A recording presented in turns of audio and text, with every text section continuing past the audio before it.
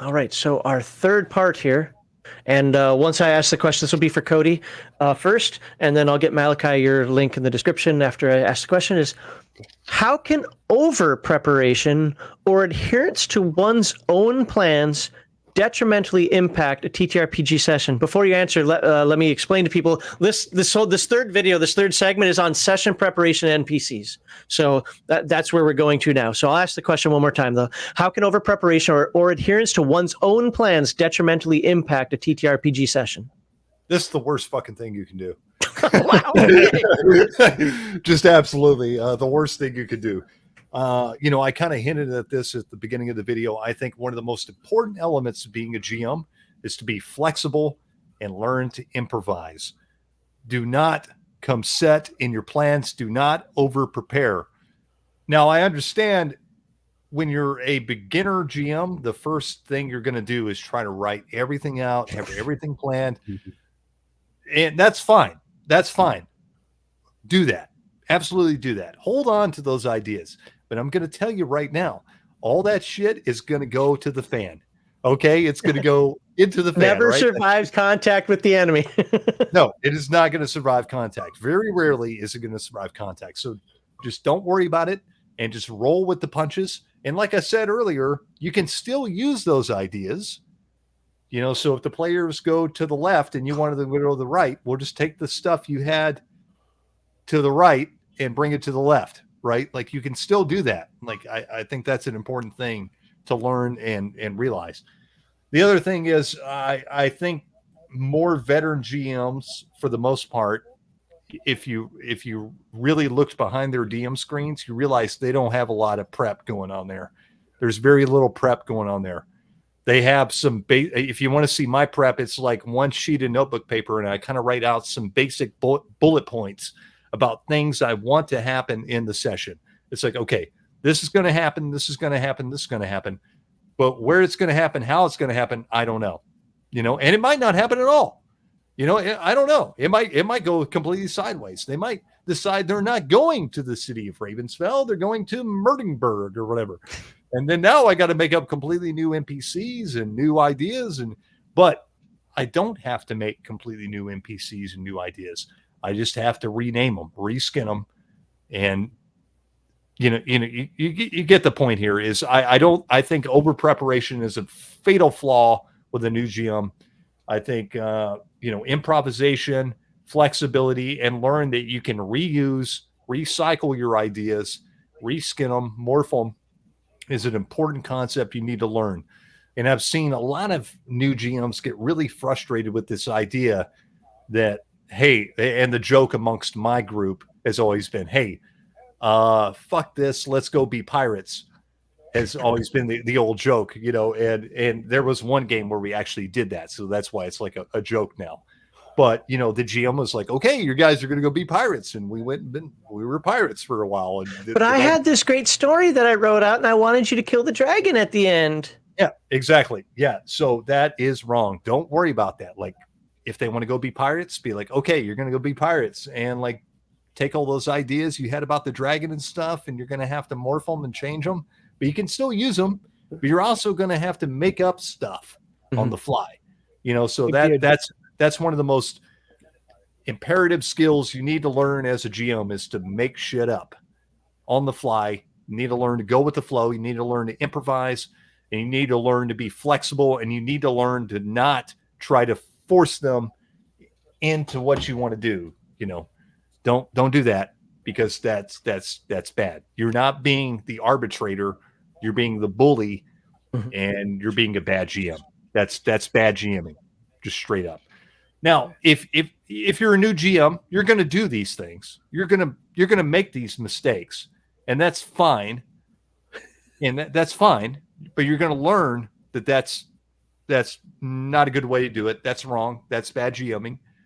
And you're going to have to step back and realize that you're going to have to be more flexible and improvisational and improve on that. And these are skills that are hard even for veteran GM. If I can interject, because just using myself as the example in this one, that was me when I was younger. And you either learn or you get so frustrated you don't game master anymore.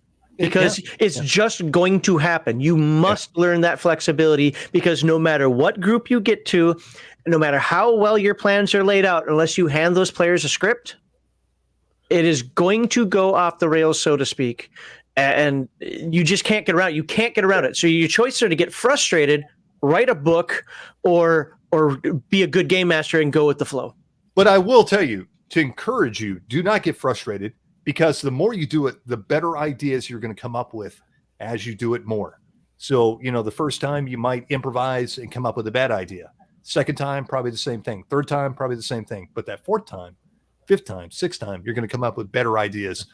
And you'll realize as you do this more, you're going to get better at it, right? Like we were talking about. The more you do something, the better, hopefully, you get at it. And usually you will.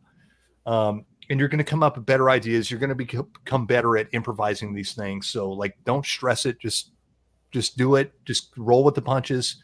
Make the mistakes. And, hopefully everybody's going to be understandable. That, you're new to this, and you're going to take their criticism. You're going to take those things to heart. You're going to try to change the things, and you're going to make you're going to try to fix the mistakes the next time and become better. Right. And this applies to veteran GMs too. All this advice does. This isn't just new GM advice either. This is veteran GM advice as well. So, what are some of the challenges with session preparation? Let me give an example to kind of focus this a little bit. Like me personally, and I get a lot of pushback against this when I say it, but it's true. I don't like to prepare. So when I was running AD&D second edition, I don't like to prepare high-level sessions. I just don't. Starting around level 12-ish, they become more work than fun to me. I love the 5 to 8 area, 5 to 9 area. I love that session because the characters are powerful enough to do weird things. I can put some interesting creatures out there. But once they get to around level 12, unless you really go with a really low magic or really limit them or whatever, what I have found in my experience is that they either raffle stomp the enemies, or the enemies raffle stomp them. Mm-hmm. And it's like, I thought I set this up in a better manner. Now, to be fair, there's nothing wrong with it. There's nothing wrong with characters winning easily, or with NPCs, bad guys possibly winning easily, because I'm a firm believer in having the characters have an out that you just have to take, et cetera, et cetera. But the point is I like to set up things that are a little more challenging. And there's invariably a magic item I forgot. Even if I have their character sheets, there's a magic item I forgot. Or I set it up so that they've got 2 magic items that are good at hitting, undead. We'll just say, Mesa Disruption. They've got 2 of them in the party for whatever reason, and they don't use it for some odd and they're starting to get their asses handed to them. And I've just come to find out that around that point, it's more work than fun. Up until then, I love doing it. So that long-winded commentary there is for the question is, what are some challenges with session preparation for any game master? It doesn't just have to be a new one, but for any game master. Sure. I think like session preparation is, it can be a challenging thing no matter what you're doing, just depending on what the session's going to be.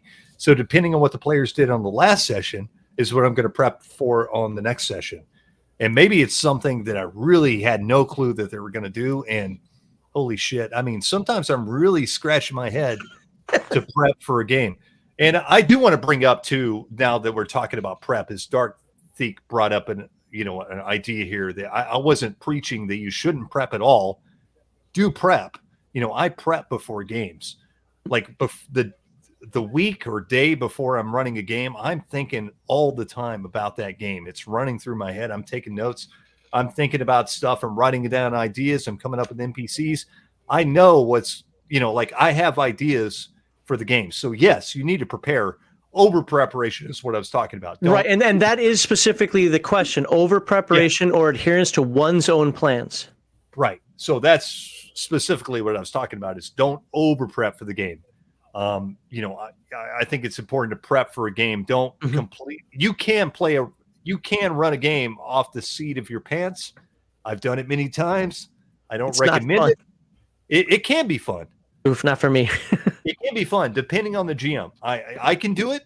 I can do it sometimes and pull it off, but I don't recommend it. Like, you need to have at least some ideas down to run a good game. right? Like you need to have some idea of where the game is going to, beginning, middle, and end at least, and what's going to happen like in between that. Like you need to have some events that are going to happen.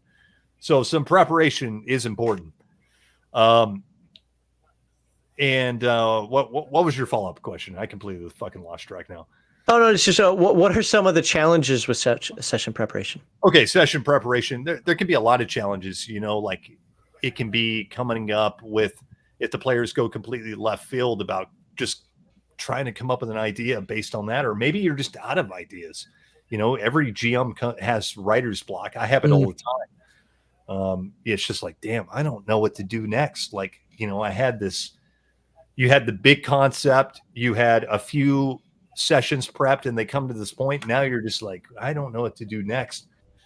And to be honest, like it's one of those things that you just kind of have to work through it. Like sometimes I have very little preparation for it, and I'm just kind of like, maybe the players usually it's the players that give me more ideas to feed on. I'm like, okay, I really don't know what we're going to do this session. I have a little bit of idea. Like, okay, they want to go here. They want to do this. Here's a couple things I can do in between that, like to get here to there. And here's a couple NPCs they're probably going to meet.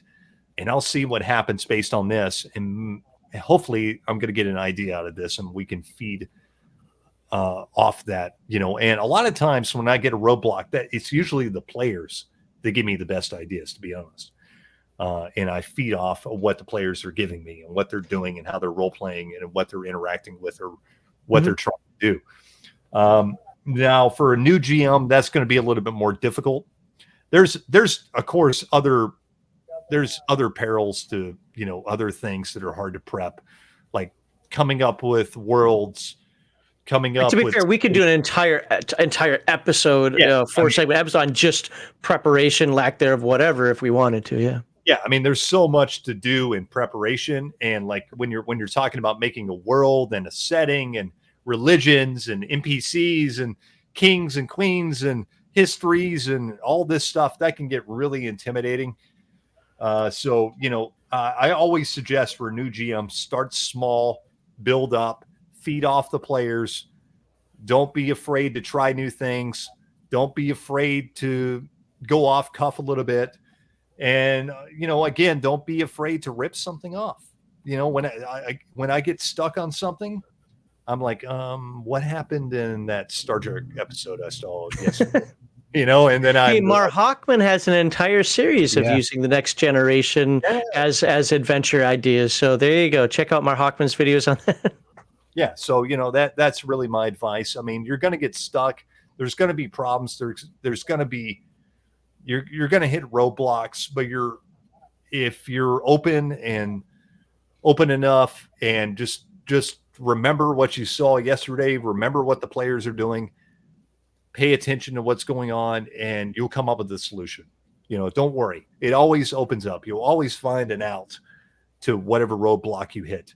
There's tons of problems you're going to find with preparation. And again, we could do a whole episode on preparation. I mean, that's a very exhaustive list, really. All right, let's move this over to the primary question again. Ask Malachi the main question now, which is how can over preparation or adherence to one's own plans detrimentally impact a TTRPG session? I mean, over prepping, it's a bad thing. You're gonna have so much, and you're gonna expect all of it to get used right away. It's not gonna happen. It's just gonna bog the game down. How does it bog the game down, though? You're just going to be almost like you're going to be pushing the characters to do what you had planned rather than what their characters want to do. And yeah, Injun Joe said it right. It becomes railroady. Yeah, it's one of the, based on what Cody was saying a moment ago and using that, it's one of the reasons why I use the timeline idea. Again, I don't think it's the best one out there. It's the best one for me, where I have multiple things happening at any time. So I don't have to lay breadcrumbs out constantly, like, please do this adventure, please do that adventure. Yeah. They'll follow whichever ones that they want. Of course, I always have like a primary thing going on. That's just I believe in the epic tale. That's just what I do. I believe in the Lord of the Rings style. Ultimately, we're trying to take this ring to Mount Doom. I also, or with Dragonlance, the evil dragon high lords are taking over the world, and you're not going to fight the army. You're third level, but there are things you can do that can help thwart the army. While the armies are out there fighting. So I have timelines of events, like maybe this city gets taken over if the characters do nothing about it, or this magic item gets discovered by the enemy at this date. Which one do they go after? Do they try to save the people? Do they go after the magic item? What's more, whatever. I mean, they'll figure it out, because the world is going to move on based on what they choose to do or not do. That works for me. I don't necessarily believe it has to work for you. I just found that gets me through so many things where I don't have to have 90 pages of prep work. I do write I do write an outline. I do write an outline that's usually many pages long about what I want to have happen at certain points. And then I develop the timelines from there. But anyway. Yeah. I mean, I've heard the story. I'm pretty sure I've shared it before about the guy, he sets up his little port city. He's like, okay, this is, you're contracted by the king to help prevent this this invading force. You guys can do it however you want. You have until this date.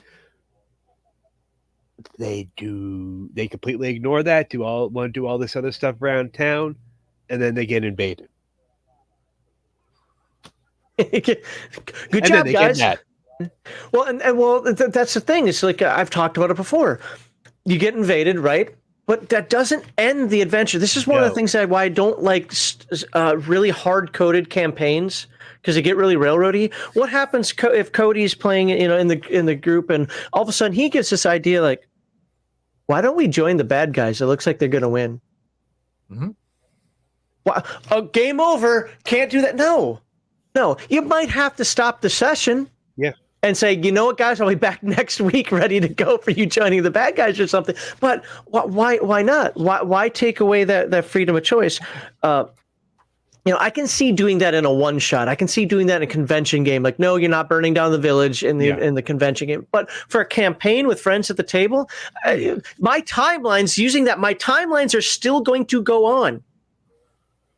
But it's just going to happen in a little bit different way. Now you're on the winning side, maybe, but you get what I'm saying. So, the follow-up question I had for you, by the way, I appreciate those super chats that are coming in. Just remember, folks, and I'm not begging for more money. I'm just letting you know why I'm not reading them right away. Is super chats of less than $20 get read at the end of the segment, where super chats of $20 or more get read right away, and $50 super chats, if any of you are really that weird, will have me drinking a shot of booze in your name, and you get to ask any question you want, or just make a comment. I don't care, of the panelists. So, and I'll be drinking booze anyways. There we go. That one you guys asked. Oh, do I want to? Okay, Malachi, do you want to answer a question about It's the same question, but do you want to answer it about campaign, adventure, or session? Okay, look, this isn't your character from the Played in Fantasy game. Just pick one. Hold on. Give me a second. I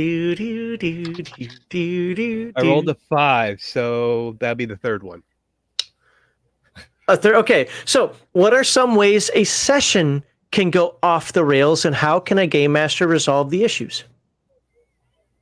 I mean, there are millions. I mean, just pick a couple of common things that you think that cause a session to go off the rails, and then how the game master can resolve those issues. Well, that makes me think of something from the Risk, I think it was the adventure book, where Kevin's talking about he was playing in a game, but he's running. Buddy was expecting to go right, they go left. Well, he keeps just throwing stuff at him. The trail goes away. They keep going, all this stuff, trying to get him to go back on the other side, when he could have just moved everything to the other side. The quantum ogre theory, I believe it's called. Just like my one example, you're supposed to prevent this port city from being invaded, but you want to go do all the stuff around town. Now the GM has to make up stuff that they want to help the people. Maybe you can actually throw something in there that puts them back where you wanted them to go. you know. So are you talking about like the party just goes in all types of different directions? They scattered like roaches? No, they're supposed to go help. We gotta go find out what's going on so we can stop this city from getting invaded.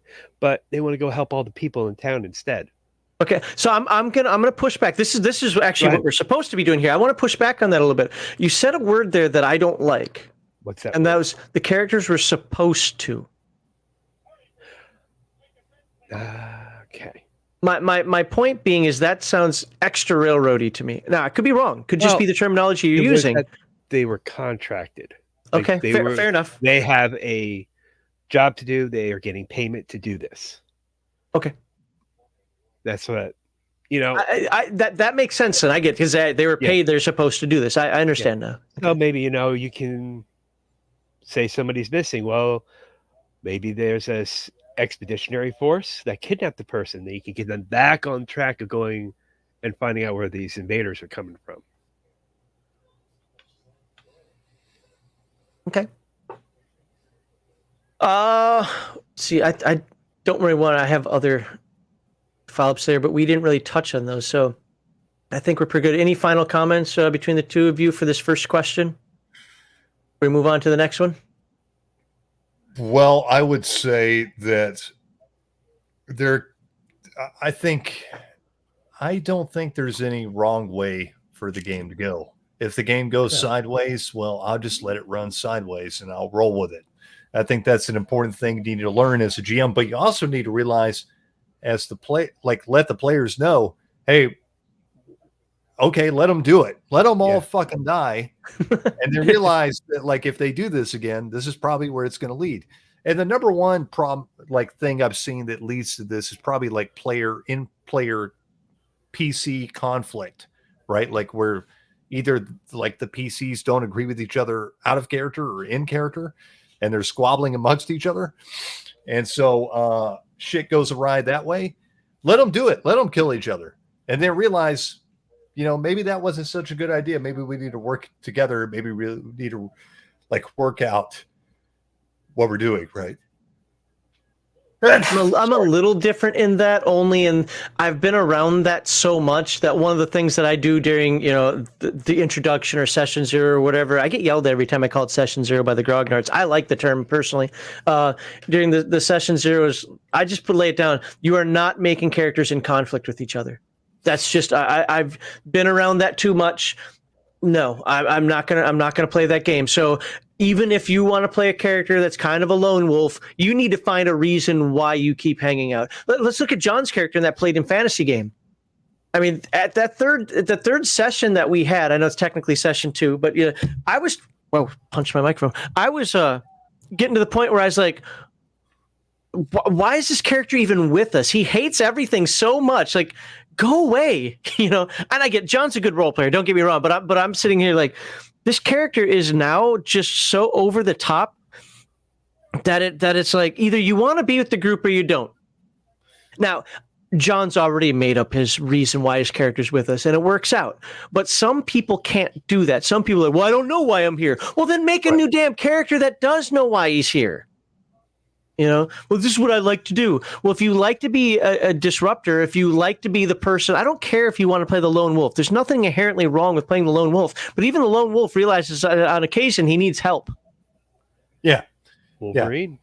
Well, I always tell the players at the beginning of the game, and somebody just brought this up, I don't have a problem with you playing an evil character in a good group. But inherently, this game is going to revolve around good or evil or whatever, or shades of gray. I establish what the tone of the campaign is. Sure. If you want to be that one lone evil character in the group, that's fine. But I tell that player right at the head, do not disrupt the game. Yep. There's a difference between player conflict, which can be really fun, between, me and John's character in the play. Well, character conflict, not player conflict, right? Right. That's player conflict, and that's really fun. That can be fun. But when it becomes disruptive out of the game and it's just disrupting everybody's fun out of the game, that's when I'm going to tell you, hey, dude, this is probably pushing a little too far. You probably need to reel it in a little bit. Yeah, so like I don't have a problem with that. Like somebody wanting to play the lone wolf or the evil character, or whatever, the gray morals character in the party of knights and paladins. That's perfectly fine as long as you can still find a way to interject yourself with the rest of the party and not disrupt the whole flow of the game. When you're disrupting the game, when you go against the complete tone, like we were talking about earlier in the game. One example of this is I was running a Ninja Turtles game about a year ago.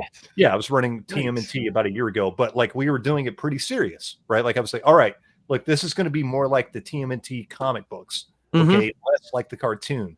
So I want you guys to play pretty serious. And one guy he was not into the game from the get-go.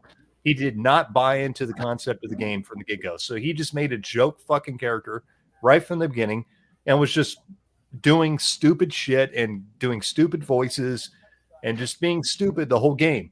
That is perfect example of just ruining the tone. And I literally stopped the game like about, halfway into. I was like, dude, you're fucking killing it. I was like, are you interested in playing this game or not? Because you're being completely disruptive to the whole group here. Like you're not taking this seriously at all. You're not doing anything meaningful. You're just running around doing goofy shit and making bad puns and bad jokes. And it's not fun. You're just ruining the fun for everybody. So like there is a difference here between like disrupting having conflict that can be interesting and add to the game, and adding conflict and just being a fucking asshole and disrupting the game because you don't like the game. Right. And if you don't like the game, that's fine. Just don't show up and don't play. Don't be there. Yeah. Right. Yeah, don't be there. Yeah. All right, Malachi, I'm going to move on to next question for you. So how do good game masters? Now, this is going to be a fun one. This is one more time when I really wish I had. I call them grognards, even though I am a grognard, but one of the older folks on there that don't like our style of play necessarily. Because I think it'd be great to have that dynamic. But how do good game masters create memorable NPCs that enhance the story and world? Yes, I said the S word. The emergent story. Yeah, well, fair. Emergent story, yep. Well, I think that the key to a good NPC is going to be a good personality, a memorable personality. I think that is more important than anything else you can do. And if there are tropes that you like, don't hesitate to lean into them. If you're creating like a villain, this character, look to some of the media you like, what makes those villains memorable, and start stealing from that to create your villains. And voices are not the end all be all. To me, funny voices, or accents, I don't go for that. I go for more how a person talks. Like, say you want kind of like a smart aleck businessman or lawyer, I'm going to go with like Robert Downey Jr. from Iron Man. Talk like him. Okay.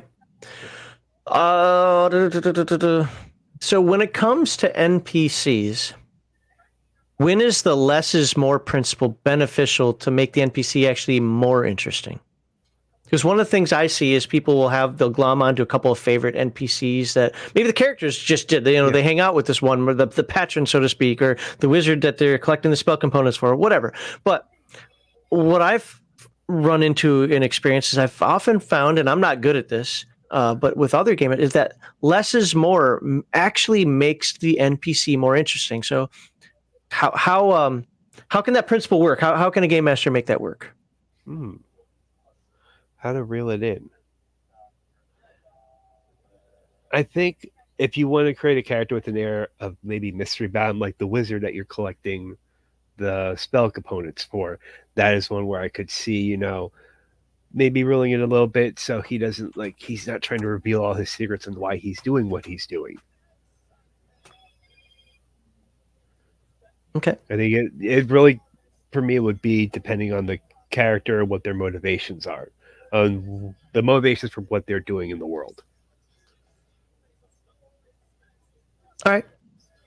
Let's just flip because I have another follow up, but I'm going to give that one to Cody. So I don't have as many follow ups on this one because I didn't know what direction you guys were going to go with the conversation. So Jim, Cody, how do good game masters create memorable NPCs that enhance the story and world?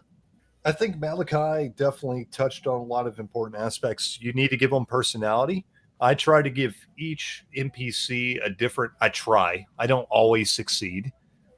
Sometimes I've become kind of, actually, this is a weakness of mine as a GM, is NPCs, because a lot of times, about half the time, I become kind of laxy daisy on NPCs, and I realize this, and I'm trying to get better on it.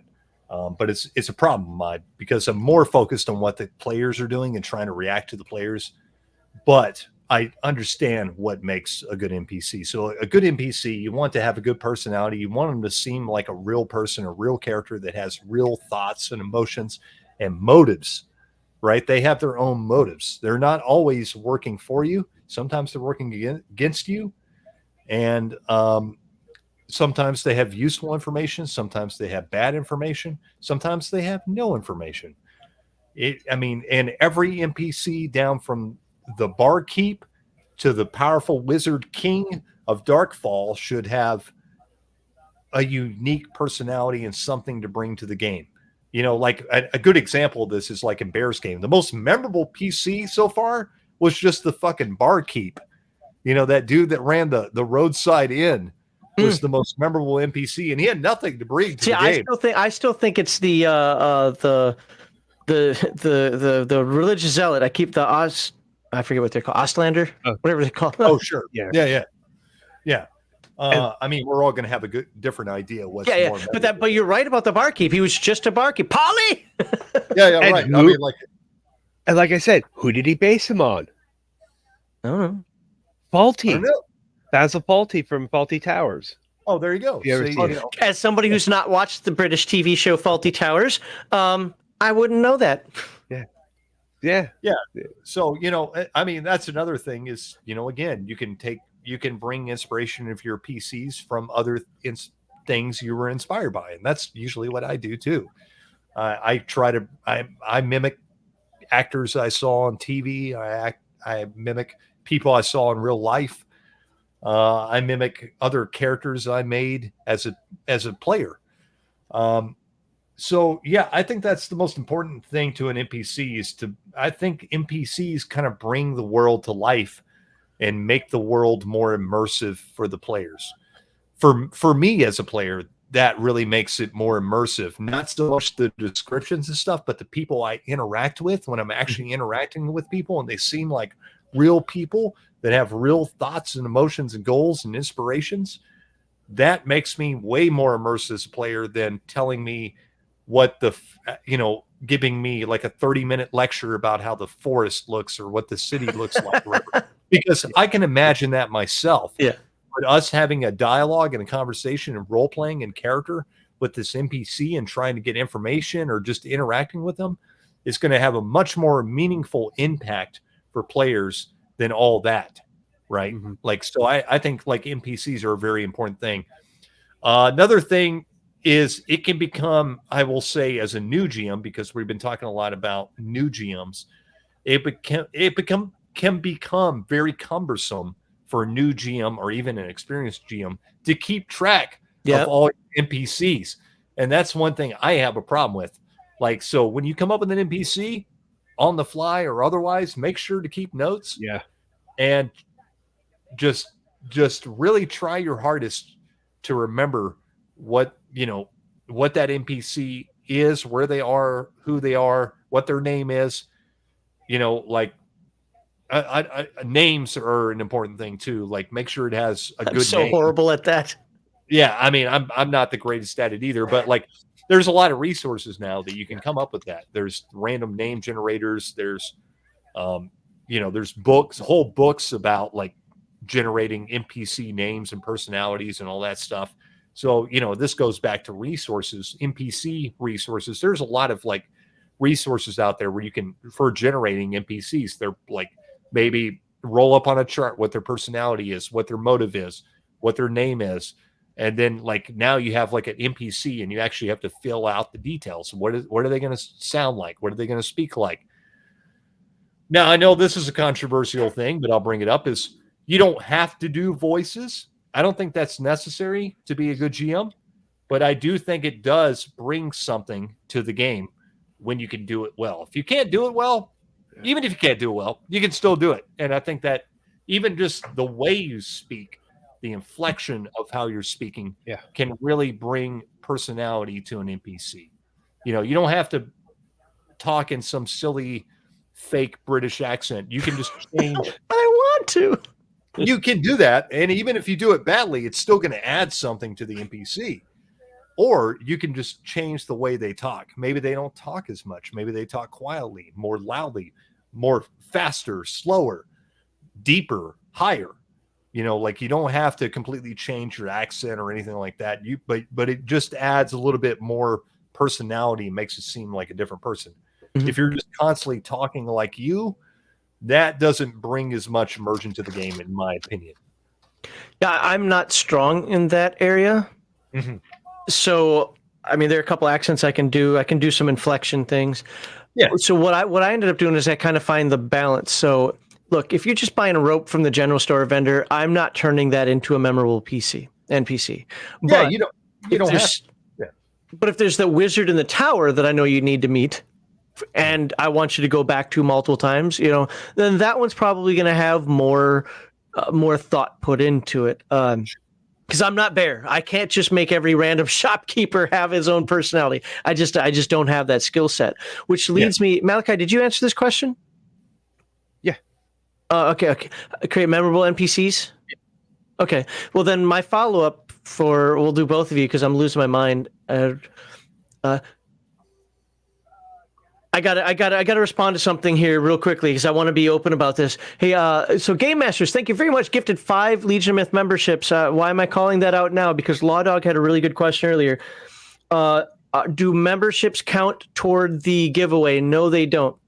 There's also one other caveat about that I should have been very clear about. They also don't get added today. Sorry, but I can't. I scrolled back just to check to make sure I wasn't out of my mind. But all the people that were at the beginning of the stream that got memberships, I can't see anymore. YouTube doesn't let me scroll back that far, so they don't get added today. Super chatters will, but that's because they're one and done anyway. But the people that now have memberships will have. They'll be in the next at least 3. Because I don't know if it'll include the 4th one, but at least the next 3 giveaways just automatically. They don't have to super chat. They don't have to do anything. So the next, if we have a giveaway this week, next week, yada, yada. So just want to put that out there. So if we make 100, I'm just saying it, Game Masters, because you just donated a 5, and I appreciate that memberships.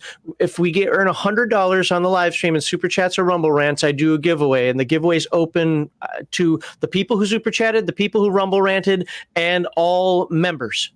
Because you have basically donated in, you get added to the list. Well, even though you gifted it to them, they'll be added to the list, but it'll start next week for the members because I would have to go through the entire list, get them in alphabetical order. Yeah, you know, so it just isn't worth it doing now. But I'll have them up and ready to go for next stream. So that's the point that I'm making. So. And I want to thank everybody, and we'll get to that a little bit later. But since I've already started, I want to thank everybody who's gifted memberships today. You guys are awesome. And now my follow-up question before we get to super chats and comments is, and I'll open this up for both of you. If a game master is not good at or doesn't have an interest in, this is where, like I said, the Grognard school would be really awesome to have on here as a counterpoint. Is not good at or does not have an interest in adding personality to an NPC.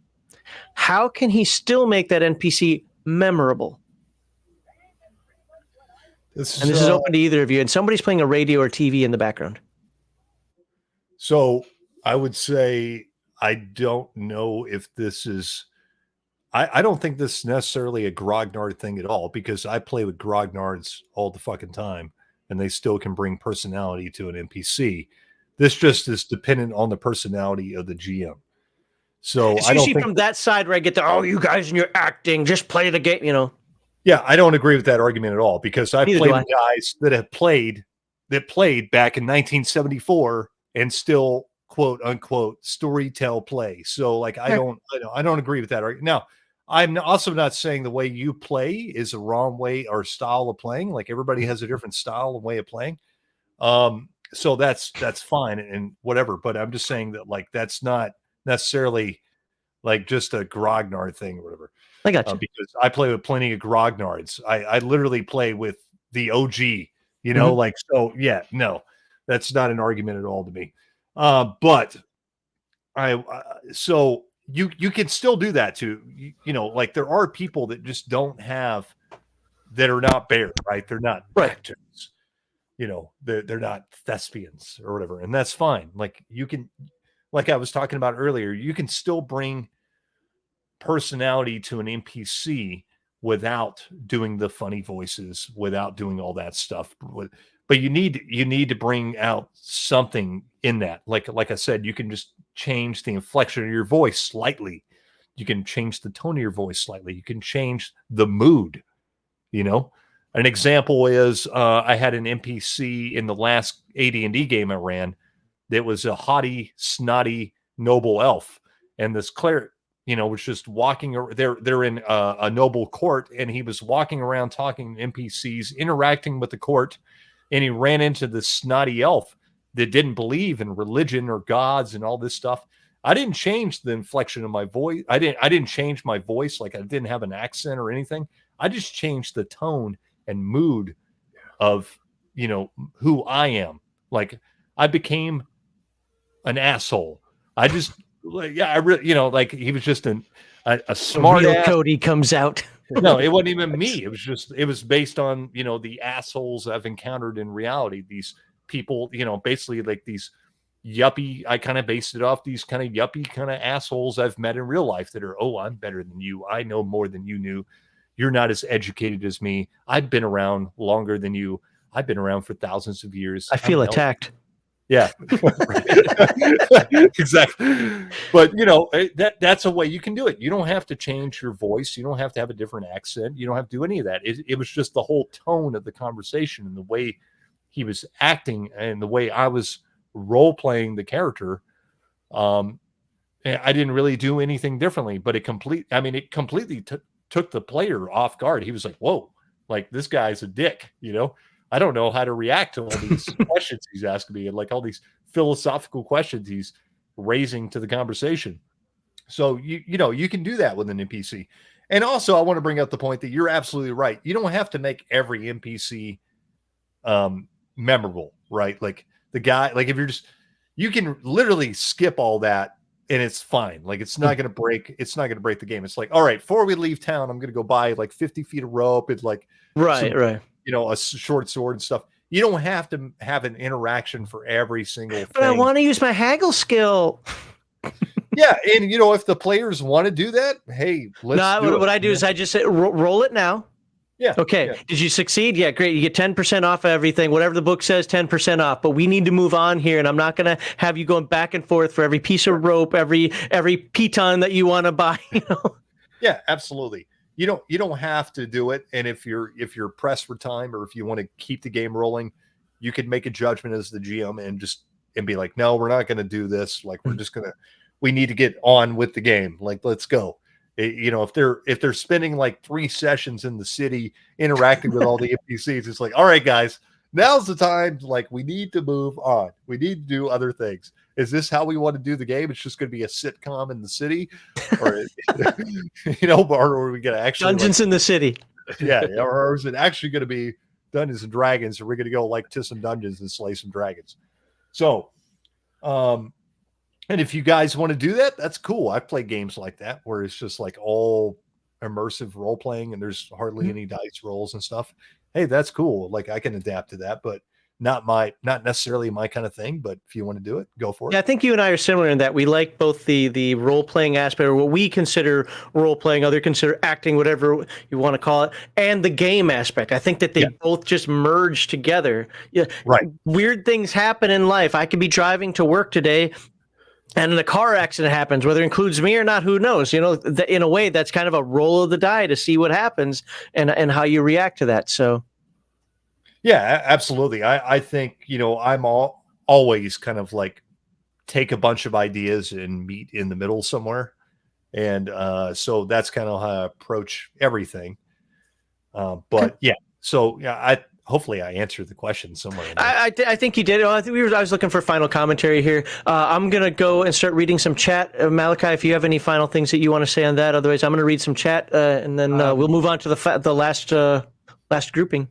Mannerisms, how they talk. If you don't really come up with a personality quick, or if you don't want to use a personality, make it memorable. Okay, he always blinks 3 times before he says a word. Yeah. Okay, there's one that I stole from Doctor Who, the new Doctor Who. And by new, I mean the new series, I don't care who the new Doctor is. I don't follow it anymore. There's an episode in the David Tennant series where every time, I forget what the word is. It was like Tranto or some whatever. Before she's talked, she said, is Chan Thoch? Is that what it was? Somebody, Doctor Who fans out there. But before she started talking, she said, Chan. So, Chan, how you doing today, Cody? Though. And there's this weird speech tick that could be annoying if overdone for a player character. But for an NPC, I actually picked that I did something different. But I did something similar to that to represent an alien race. Yeah, absolutely. You could do weird ticks and weird quirks. I think one I've done in the past, a good example is the guy from Goodfellas. I forget his name. It's not even like a major character. It's this minor character that's introduced at the beginning of the thing, and it's always he always says everything twice. I got to go get the papers. Get the papers. Well, I made an NPC like that, right? Like I made an. So you can do things like that, and it does make the NPC memorable and gives them some personality.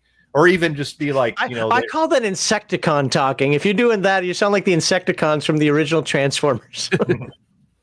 Yeah.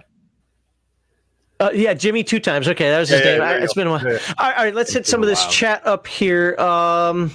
I already did that. I missed Law Dog's comment from the last one.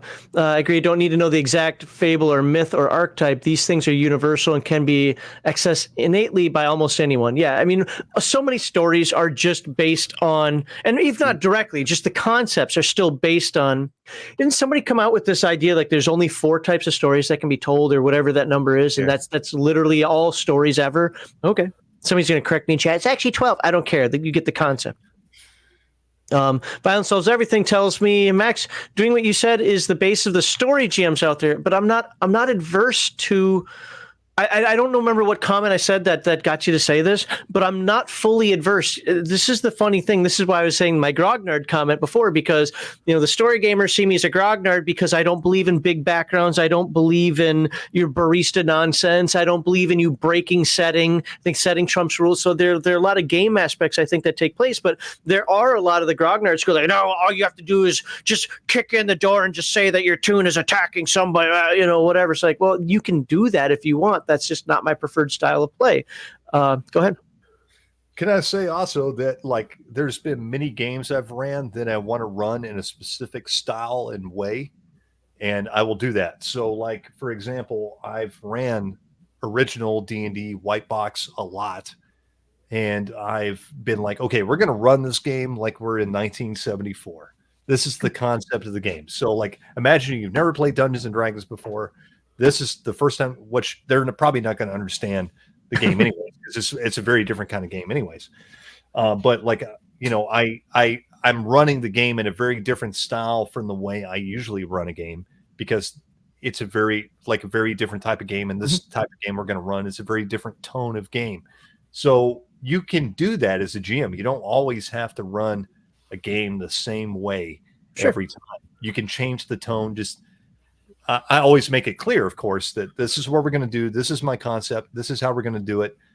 And hopefully the players get the idea, and that's how we're going to go. Right. So I just want to say that I'm not adverse to having the word story. I did videos in the past. They're all for members only now, but we did videos in the past based on, not against story, but Malachi said it earlier. The concept is that it's emergent storytelling. The story isn't written and then we go play it out. We're writing the story through our play, so to speak. Yeah, exactly. Yeah. All right. Crafting Gamer, I'll just do these now. Crafting Gamer, thank you very much. He says, oh, you want to be pirates? Excuse me, will I go to the special shelf of miniatures? Oh, and I wanted to say when you said about the, you know, Go you know, ahead. you got the story they want to fight the dragon, but everybody wants to be pirates. Fine, you got dragon turtle. You got to fight now. Change it up. Oh, that no. Crafting Gamer also gifted a membership earlier. Thank you very much for that. Crafty, happy Friday. 8 months until I earn a 4. Yeah, I haven't made a 4. I have to actually do the graphics for a 4, so I don't have that ready yet. He's talking on the YouTube side where I didn't think that I'd have members that were lasting 4 years. So thank you, Crafty, for that. Full Metal Dragon says 10 months till he gets a 3. Well, I have a 3. 3's available. 4 isn't yet, so I've got to do that one. And then, all right, where did I leave off? Because I want to make sure I get everybody's super chats. Nerdy Yogurt, normally I don't just answer questions that pop up, without the super chat, because what's happening is we're already 7 minutes away from when the show is supposed to reach its maximum time. But I really did think this was a good question that should be popped out there. Is what about the social contract that said players should follow the plot hooks the GM lays out? Is that a thing in your game? Is that? I mean, first of all, is this a thing in your games? And secondly, is this important? I think it's important to a degree to go with the flow of the game. Don't be disruptive. Don't be a dick, right? Like, don't be, like I was talking about earlier, the guy that was just constantly going against the grain of the whole concept and tone and picture of where the game is going. I think any veteran player can get the hint, like, hey, this is where the game needs to go. It's going to be better for the game in the whole if this is where we go and this is what we do. You signed up to go kill the vampire in the dungeon. Yeah, right. Or we know whatever, we know that we need to go, we need to go collect these 13 pieces and bring them together or whatever. Like if you just go completely against that, that's fine. I mean, you can do that as long as you're doing it in a respectful way. It's kind of hard to explain. I think everybody here gets the idea, the gist of what I'm talking about. There is a fine line there between just being a dick and being just, going off the rails a little bit and bringing the game in a different direction. That can be good. That can be a beneficial thing. But just being a dick and completely disrupting the whole flow of the game, no. Be like us in Bears game saying, you know what, we're not going to go after this dumb crown. This forest is dark. A water elemental tried to eat me. We quit. We're going to go back to town and we're just going to go do jousting. That would be bad players on our part because we know the whole point of us playing this is for, I forget the name of it. Codex Albana. Well, that's the name of the but I thought the cycle. Yeah, the Pendrick cycle. There we go. Yeah. So, so I don't believe in the social contract. Well, I don't believe in a written social contract. Some people actually do. For me, session 0 lays it all out, and I'm pretty mean during session 0. Like I say no a lot, but I'm not against you asking questions. I'm not against you trying something new because maybe I can be convinced. But ultimately, I like my games to start off reined in. And then we'll see what happens from there. Let the game play itself out a little bit before you try to be all types of crazy, Sure. I think another thing is we didn't touch on this, but I think session 1 is very important for setting the tone. Yeah. Mm-hmm. Session 0. I'm not a session 0 kind of guy, really. Session 0 is more like out of game. Okay, here's my elevator pitch for what the game session is going to be. Exactly. Tone of the game. I don't usually do a session 0 per se. Like it's like, okay, we're at the table, like doing anything. Like I usually do all that. Session 0 for me is like when we make characters, kind of talk about what's going to go on and so forth. Yeah. And that might happen. Like sometimes we do that, but like usually session 1, I think is utterly very important for setting the tone of what the campaign's going to be, what is going to happen in the campaign, how, like what this world is, what the setting is. Everything like that it's probably one of the most important sessions. And for a new GM, I think that's an important thing to remember. Like if you need to start off really well, right? You need to start off on a bang and then you can ride from there. Well, to be fair, you have the most time in the world to prepare for session 1, right? Exactly. Yeah, absolutely. Yeah. And I always put the most effort into session 1 than I do any other session. You know what I'm saying? Like I put a lot of thought and effort into that first session because I want to make an impression of what this game is about, the standards of the game, what this world is, what the setting is, what the tone is, what the mood is, what the genre is, what you're supposed to do, and what it's all about, right? Like I want to lay that out all on the table. All the cards are on the table here in this first session, what this is going to be all about. And of course, maybe that's not all laid out. Maybe like it's just hinted at, and then we'll find out in session 2 or 3 or whatever. But absolutely. Yep. Yeah. Okay. Any follow-up that you wanted, Malachi, or should I move on? Go ahead. Okay. So super chat here from Manowar 665, neighbor of the beast. Lives in a bad neighborhood, I think. So said Hook on Phonics worked for me. There you go. Thank you very much. Don't know why he said that, but you know what? Thank you very much. Maybe I mispronounced a word or something, but thank you for the 665. I love that he does that, 665. Yeah. And then a Raven up there, just let you know it can be done. I ran a MechWarrior Destiny RPG one-shot where all the combat, including mech, was theater of the mind. That's interesting. I mean, that's an interesting concept to me. I believe you, it can be done. I just don't know if I'd want my BattleTech game to be theater of the mind. Because when I'm doing BattleTech, I'm expecting, and I get it, that's MechWarrior, but I'm expecting to play BattleTech in there. Rifts, it doesn't bother me because that's just a role-playing game from the start. Robotech doesn't bother me. It's just a role-playing game from the start. But I love my battle mechs, and I want to play my giant stompy robots on the hex grid or the field. Guys, have any thoughts on that, or move on? It just depends on what is going on. I am a big war gamer. I'm a big miniatures guy, but I can separate role-playing games and war games. But I can also bring them together. There's been campaigns where it's necessary to do that kind of thing, where it becomes like a war games campaign. We start delving into things where we have to like, okay, now we're going to have like an actual miniatures battle because you guys are having a real battle, right? But at the same time, we're going to do some role-playing game, like some role-playing here because, you're here with this regiment and this is what's happening and we're going to play this out. Now we're going to go back and play out this battle like with miniatures and you guys are going to move your units around the field and whatever. So, yeah. I mean, like it just depends what's going on in the game. Most of the time for a role-playing game, I'm a theater of the mind kind of guy. But, it just depends on what it is, right? What the situation is sometimes I'll lay out the miniatures, sometimes I won't. It just depends. I use miniatures in the abstract just so people can idea of like the lay of the land. These guys are here, you're here, whatever. But I hate battle maps. I hate that whole, you can move exactly this far. Because I like to do things like, it's like, I want to get from this hedgerow to that fence line.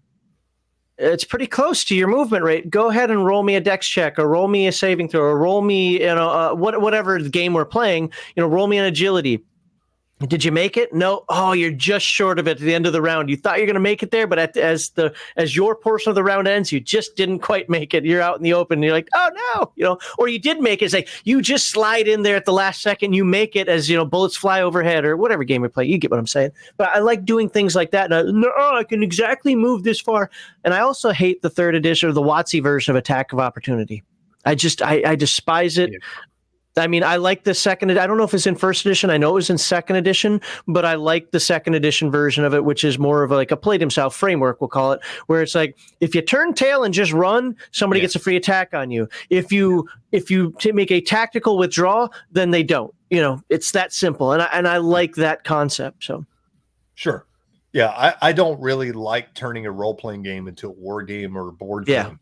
Like, and when it becomes that, it becomes really distracting from the role playing, like it's a role playing game. We're not playing if we want to, like, I can separate the two. I am a heavy war gamer, board gamer, all that stuff. But if we want to play that, let's just play that. Exactly. Now I'm not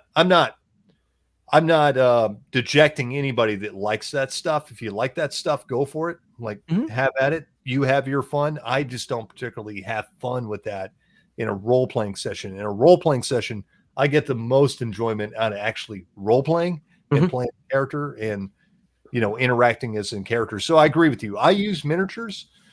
I kind of do what you do. And I explain to the players, hey, this is an abstraction. Don't worry about the hexes or the squares on the the board. This is just loosely what's going on and where you are and what the marching order is, just so you guys have an idea what's going on. And that's usually what I use miniatures for, if I'm using them at all on the table. Okay. Move on to the next one here. Weird Guy for $10. By the way, thank you for all the super chats. Thank you for the super chat, Raven and Man of War. And Weird Guy, thank you for your super chat. I found Palladium books, hook, line, and sinker, miniature scenario ideas. Miniature scenarios. Oh, I get what he's saying. Okay, not miniatures as in the standees, but actually as in mini scenarios. Got it. I found Palladium books, hook, line, and sinker, mini scenarios ideas are the best GM materials out there. They're good. Yeah, I sometimes think they're written a little too abstractly, and yeah, I would like a little bit more meat, but I do get what he's saying. Yeah, that. And keep a good supply of random tables around. Yes, random tables are great. Like, I don't understand why modern gamers eschew like, oh, you're rolling at a table. Yeah, because it keeps me on my toes as a game master as well. Like, I might not have a list of 100 or even 20. I might dumb it down to a list of 6 that I can kind of control a little better. But yeah, why not have a random table? Yeah, absolutely. Random tables, man. It can give you so many good ideas. Yes. So many good ideas, even random like monster tables. I've come up with ideas with, it's like, the party's traveling across the land. I roll on the table and I roll a white dragon and they're level 1. Okay. How is this going to work? Okay. Maybe they find a dead white dragon down in like a cliff face or a cavern somewhere. And they see this dead white dragon and they go investigate. And there's like this party of gibberlings or goblins that are like pillaging the white dragon for meat. And then they get in a fight with them and then they find a dragon egg. And then, it could just go on and on and on. You can come up with so many different scenarios out of just one roll, out of a random monster encounter, right? Yep. And you can just roll with it. Right. Use your imagination. Don't just think that because it says encounter, you have to fight it, or it's standing 20 feet from you, roll initiative. Exactly. Yeah, absolutely. For the folks talking about the attack of opportunity thing, I was generalizing, but what I'm talking about is anytime you move more than 5 feet, but you get you move more than 5 feet, but you're going through somebody's space, all that nonsense. I hate all of that. I hate all of that. So, thank you for the $10, Weird Guy. Let me go down to here. Law Dog says, everyone hit that like button. He paid $1.99 for y'all to hit that like button. So you better do it. He paid for you to do it. You've been bribed. Thank you, Law Dog. Appreciate that. Lord Mateus, so the players should role play their characters, but the players need to work toward the success of the campaign and the game. That's a great balance. I agree with that. We talked about it last week, so I'm not going to dive into it now, but that's what my character would do. Well, that excuse only goes so far. Yeah.